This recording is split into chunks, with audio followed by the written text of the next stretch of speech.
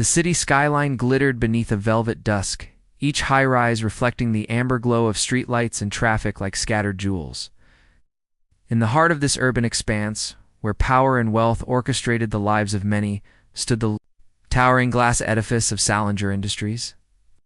Within its opulent walls, Nathaniel Salinger, a man whose name resonated with power and untold fortunes, sat behind his massive mahogany desk. At 52, he bore the quiet, commanding presence of someone who had inherited both wealth and influence, yet had earned fear and respect through shrewd deals and relentless ambition. His life, however, was a fortress of secrets, built as meticulously as the empire he controlled. Nathaniel's office overlooked the city, but tonight the view felt empty. The usual hum of financial conquests and media applause had faded into an oppressive silence. He swirled the amber liquid in his glass, his mind elsewhere.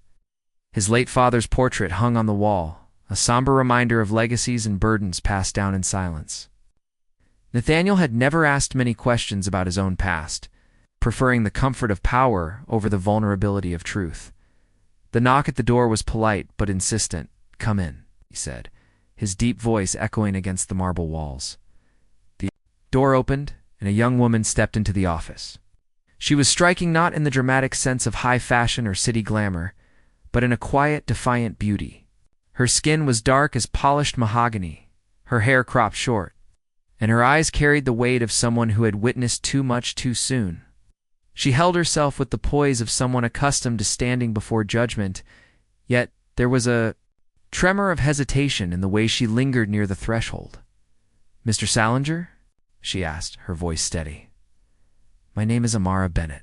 I need to speak with you," Nathaniel gestured toward the chair opposite him, his curiosity piqued. "Go ahead, Ms. Bennett. What brings you here?" Amara took a deep breath. Her hands were clasped tightly in front of her. I know this might sound strange, sir, but my father, he had a birthmark. On his left shoulder, a small crescent-shaped mark. When I saw your portrait of your father, the birthmark was the same, I think. I think I need to tell you something about him." Nathaniel froze mid-sip, his hand trembling slightly around the glass. His father's birthmark was a private detail he had shared with no one. How could this girl possibly know? There was an unsettling chill that crawled up his spine. It's the kind that pricked at the corners of memory and fear. "Sit down," he said finally, his voice quieter, more measured than usual. "Tell me everything." Amara sat, her eyes locked onto his. "I didn't know my father well. He disappeared when I was very young.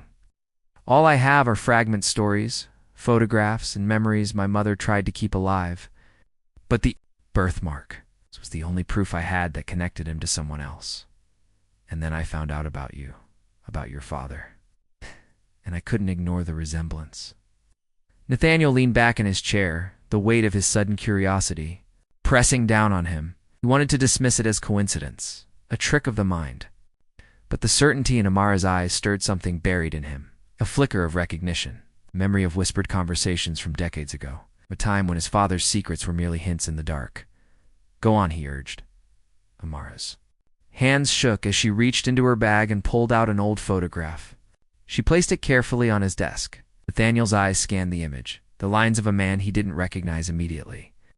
Yet as he leaned closer, the details emerged with impossible clarity, the same sharp jaw, the same piercing eyes, and indeed the crescent-shaped birthmark on the left shoulder. "My father," Mara said softly, "was friends with someone very important. Someone he trusted with a secret he promised he would protect. But he never told me everything. I think it involves your family." Nathaniel felt his heart pound in a way he hadn't in years. The room seemed to close in, the city lights now a blurred reflection against the glass. Questions that had never dared to exist in his mind now demanded answers. "Why now?" he asked. "Why come to me after all these years?" Amara's gaze faltered for a moment. "Because I was being followed, sir. People. Powerful people. They know I have proof. Proof that links our families. They want it and they want me silenced. I don't know why, but I knew I had to come to you. You're the only one who can understand. The only one who can act." Nathaniel sat in silence, his mind racing. He had built his life on control and certainty, yet here was a young woman, holding a key to a past he had never dared to explore. He realized, with a strange mixture of fear and anticipation, that his father's secrets were about to erupt into his meticulously ordered world. "Show me everything," he said finally. "Every document, every photograph, every scrap of memory you have." Amara nodded and opened her bag again, pulling out a bundle of papers tied with a faded ribbon. There were letters, old passports, and a small notebook yellowed with age. Nathaniel took each piece, examining them with an intensity that bordered on obsession. The letters detailed a covert network of alliances, trails, and power struggles, implicating not just his father but also Amara's in ways that made his head spin. Hours passed, the office lights dimmed, the city outside began to stir, with the early hum of nightlife, but inside, Nathaniel and Amara were caught in a vortex of revelations.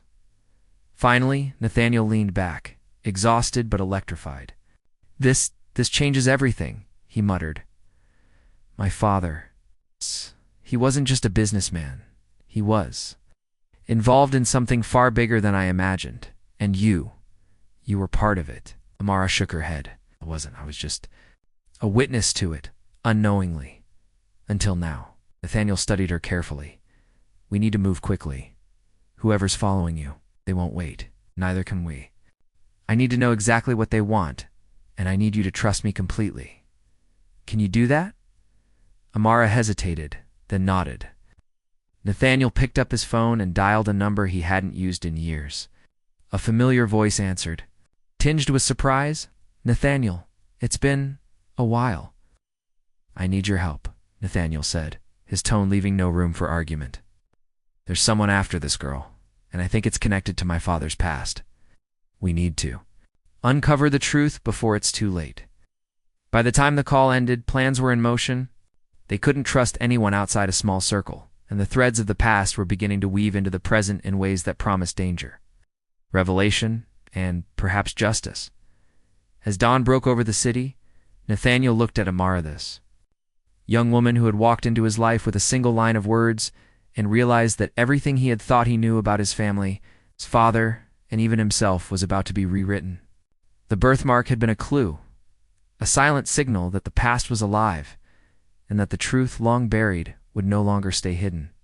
And so, their journey began, a collision of legacies, a pursuit of hidden truths, and the unraveling of a secret that had haunted two families for decades.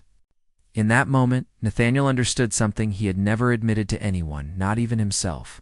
Some truths are worth risking everything for. Amara met his gaze, unflinching. "Sir, if we uncover this, the world will never be the same again." Nathaniel allowed himself a faint smile. "Neither will we."